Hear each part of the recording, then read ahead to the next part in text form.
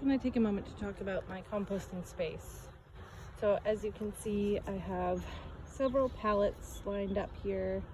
This space is about, I would say, 10 feet by 20, including this storage area, by 30 feet. So lots of room in here. I don't have coverage from the elements, so that's something I have to work on. I just have sort of an area to store buckets and a greenhouse to store buckets in as well to keep them extra dry.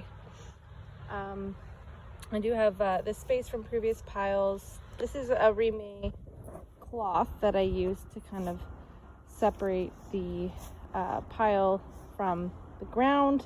It lets water through, so I use that as an alternative to the wire mesh. I will have to do the same thing over here, just so I have protection from the pallet. This is my cage. I have bungee cords on it and a couple of holes so that I'm able to take temperature readings and moisture readings in the middle of the pile. So this is about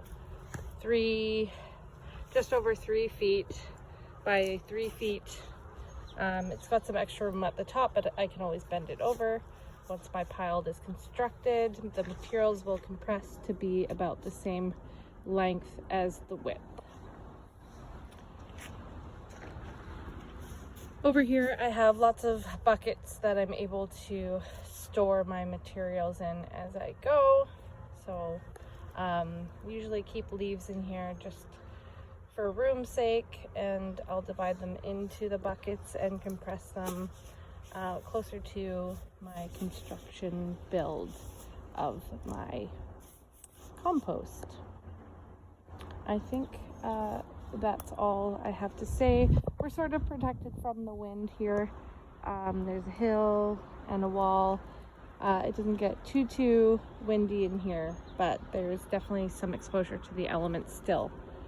So storing stuff out of the rain is always a bit of an issue.